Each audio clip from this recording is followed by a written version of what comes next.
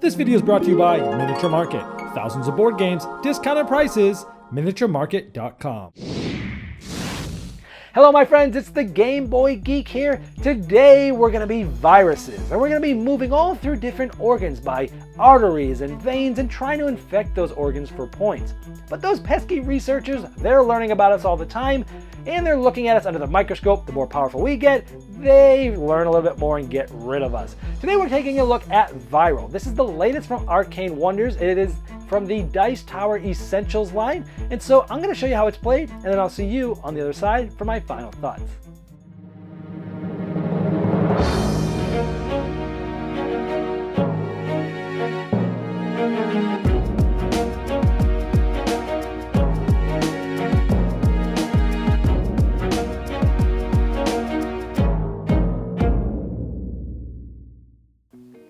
The object of the game is to score the most points. You mostly get points by tactically playing cards to place your viruses to control and have the most in the different zones and get different points at different parts of the game. The game lasts 6 rounds. Each round, on the left you can see, you'll be going through 6 different phases. Each player is going to select 2 cards and place them next to their board. Now this is done simultaneously and secretly. So in our case, this yellow virus, next to the number 1 on the left side of the board, they'll play one of their zone cards and one of their mutation cards, face down. Once everyone has secretly placed their cards, they all reveal, and then cards are resolved, starting with the first player and going clockwise. Now here it may have multiple actions. First of all, any actions that are in blue must only be carried out in the zone card that you played. So in my first action, I'm going to do this or this, but I must do it in Zone 6, which is Kidney 1 and Kidney 2. The lightning bolt is infected, and again, in this case, since it's blue, I have to do it in this zone. And if it wasn't highlighted in that blue, we could have put it in any zone. Now you'll take a virus off of your board and you'll place it in any of the organs in that zone. In this case, I'll place it here. You must place it so that the shield is down, is not shown. This is considered sort of face up, if you will. The sword is an attack. This allows you to remove any one opponent virus from the board. In this case, since it's blue, again, I have to do it in the zone that I played. You also have to have a virus in the same organ that you're removing an opponent's virus. In this case, I'm here, it's in the zone. I can remove this from the board, and it will be given back to that player where they can place it on their player board. The next one is a shield. Now, if you play this card, you can flip up one of your viruses to the shield side. Now, what this means is that if your virus is to be removed from an attack, or in ways I'm going to show later in this video, instead of removing that virus, you can actually flip it back over. The shield did its job, but it didn't get removed. Now, the next action we'll talk about is move, and it's signified on this card by this arrow icon. When you select that action, you can move any one of your own viruses, not opponents, but your own virus, following these different movement rules. Number 1, you have to follow the arrows in the veins and the arteries. So if this was me, I could come down here to here because I played this. I could not move it back up this way. I could not move it back down this way because there's arrows. Now you're only doing one move, but let's assume that this is where it was when I played the card. You can move in between organs in the zone. So these arrows go left and right. I can move from here to here. Or let's say I started there. I can move up this arrow through these arrows to here, or I can move this and go down to the organ on the other side of that. The next action we'll talk about is the magnet. Now, in this case, it has a blue background, so again, I have to do it from this zone. Zone 5 is here, and I have one of my viruses in the stomach. Now, the magnet allows you to do one of 2 things. You can either pull in from one move away any virus, yours or somebody else's. So, I have a virus here. I can use this yellow channel to bring this in with the magnet using normal movement rules with the arrows. Or instead of doing that, again, because I was in Zone 5, it has to be centered here with my virus, but I could push away or pull somebody else's virus. In this case, I'll push away someone else's virus with the magnet. So this purple one is here. This is the one I'm doing it from, Zone 5, because I played Zone 5. And I will push this to any place that I'd like, following the normal movement rules, one movement away. The next action we'll talk about is the absorb action, and it looks like this. Now again, because it has a blue background, it has to be in the zone that this player placed. Let's just say it's the yellow player's turn. In Zone 5 is where they're at. They will take, since it's the yellow virus that played this, any viruses that are in the same organ as them and place it underneath because they've been absorbed. Now later on, if this virus moves, it will take all the viruses underneath. But if this virus at any point has to be removed, well, then the other viruses split up wherever that virus was removed from. Lastly, we're going to talk about the crisis. This can happen in one of two ways. If an organ gets too many viruses in there, depending on the amount of players. On the board here on the right side, we're playing with 4 players. If there ever becomes 4 viruses in one organ, like there is here, you take the lowest numbered crisis tile from the board and place it in that organ. Now, crises get resolved in step 4, which we'll go over later. Now, once each player has resolved their cards next to the left side, number 1 on their board in turn order, they will do the same thing again on the number 2 side. We then go to cleanup. Now, in the first round, there'll be no cards here. So what you'll do is you'll just take the 2 cards on the left and the 2 cards on your right, and you'll move them here. This means that you will not be able to play these cards next turn. In subsequent rounds, after you had just finished step 1, which is playing the left cards, resolving them, playing the right cards and resolving them, in that future round, you are going to have cards up here. You'll take these back into your hand so that you'll be able to play them that next round, and then these ones will move up, and that circle happens in the first step here in every round. Then we're going to move to step 2, which we're going to look at each of the zones and give victory points, and then we're going to move people up this research chart. You'll then one by one go through each zone starting with number 1, and you'll see who controls it. The one that controls it is the one that has the most viruses total in the zone, and you must have 1 virus in each organ in the zone. In this case, there's just 1 organ in zone 1, the brain, and in this case, purple has 2, green has 1, so purple has control. They will get the amount of points on this tile, which is 2, and they'll adjust their token on the research chart by this, +1. So 2 points and +1 on the research track. So purple will move up 2 points on the score track, and they need to move up 1 on the research track. Now, as you're going up the score track, you may move onto or through one of these icons as a hand with a card. When that happens, you can either take any of the 3 face-up cards. If you do so, it gets replaced right away from the top of the deck. Or if you don't want any of these 3, you can take the top one off the deck. But the 3 that are here get put to the bottom of the deck, and this gets refilled just like so with 3 face-up cards. Now here we're fighting over 1 point and -1 on the research track. Yellow and orange both have viruses in both organs, and they're tied 1 to 1. And we come to the tiebreaker chart at the bottom left-hand side of the board near the number 6, and we see that the orange is higher than the yellow, so the orange will get that 1 point and the -1 on the research track. Then we move on to step number 3, which is event.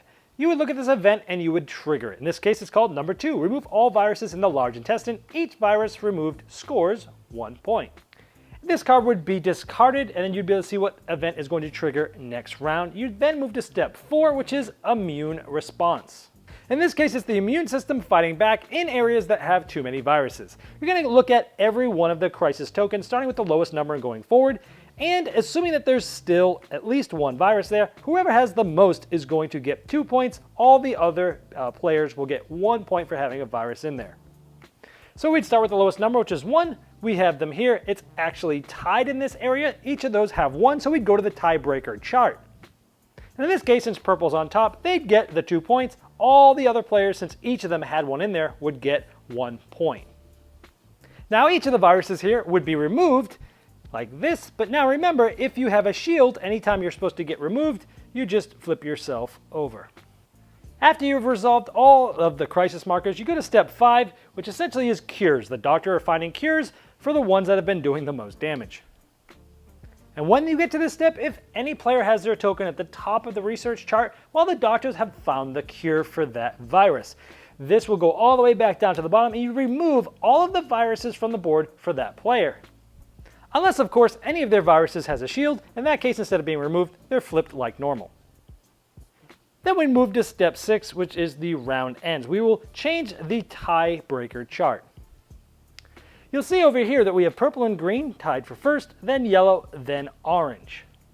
You'll essentially put them in reverse order from lowest score to highest score, being highest on the tiebreaker. So orange was last, then yellow, and green and purple were tied, but they don't change order because purple was before green last time. Finally, in step 6, you would release any viruses that were currently absorbed. Now, if there were no more cards left in the event deck, that means you've gone through the 6th round and the game would end. If there is at least 1 card left face up, you would start all over again at step 1. If it is the end of the game, you're going to add to your score track 1 point for every zone that you have at least one virus in. It doesn't matter how many viruses you have in that zone. If you have at least one virus in a zone, you get 1 point for each of those zones. Then you'll also add up the points of any possible mutation cards that you had gotten throughout the game. All right, well, there is Viral. Well, first of all, I gotta say about the art style. This is a heavy theme. I mean, you are going and infecting bodies and trying to take people down. And it could have been done in a way that would have turned a lot of people away. But I think they did such an excellent job making this game look sort of cutesy and interesting. It kind of looked like those funny little creatures on the foot fungus commercials that you may have seen that are just cartoony and they're kind of funny looking. And that's the way they made the viruses look and even made the body look that way. So it didn't seem so much as a heavy theme. For someone who just lost their mother to a disease 3 months ago, if I had played a game like this that had some very deep and dark artwork, I wouldn't even have played the game. But they've made it light and airy, and I love the art style they chose for this heavy theme. Speaking of theme, this is a very thematic experience. You're infecting certain zones. You're moving. The moving is awesome in this game, where you're moving through certain zones, through arteries and veins, and through a channel that goes from one organ to the other. And there's very specific ways that you can move, and they all make sense. And you're absorbing other viruses, and you're causing crises. And it's just a very thematic game. So if you like area control games that are thematic, this one's going to be on your radar for sure.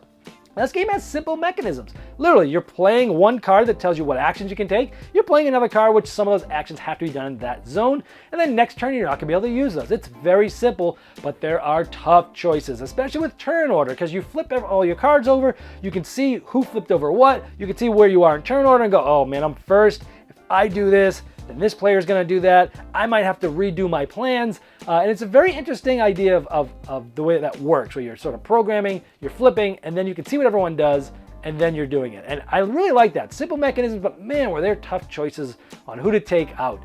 The scoring is very tight in this game. It's very balanced.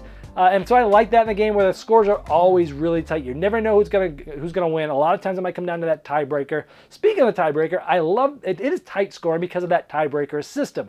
Whoever's in last place is going to win the tiebreakers, which makes it easier for them to get points. And that really made this game very tight in that scoring because of that tiebreaker system, which I love. And it gives it a twist, because at the end of the game, it flips upside down. Whoever is basically the lowest on the tiebreaker wins, because they were the highest the round before.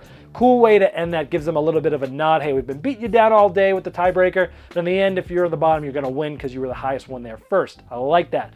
It really is a programming game, really. I mean, you're figuring out what to do on this turn. You're trying to really figure out both actions, all 4 cards. Even though you're playing 2 of them, you're really thinking of your whole turn, thinking of the round in a whole, and kind of programming those, and then putting 1 down, and then bringing it up, and then programming what you're gonna do. Like, how am I really gonna do this? I wanted to do this, but now I really have to do something else because of what these guys have played, or girls.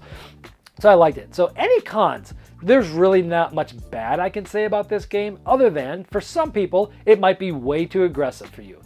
This game is mean. We had a player who was thinking about playing it, but she doesn't like mean games. And I said, if you don't like mean games, you're probably not gonna like this. She watched us play some of it, and she's like, I totally would have hated that. So if you don't like mean, in-your-face, aggressive games, stay away from this, because that's what it is.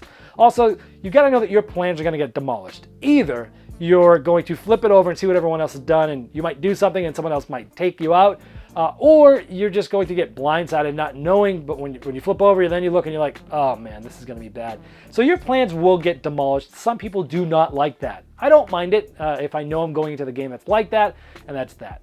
So that's it on the cons. It's a good area control game that's very mean, but overall I really liked it. So if you're into this style of game, you're going to want to check out Viral.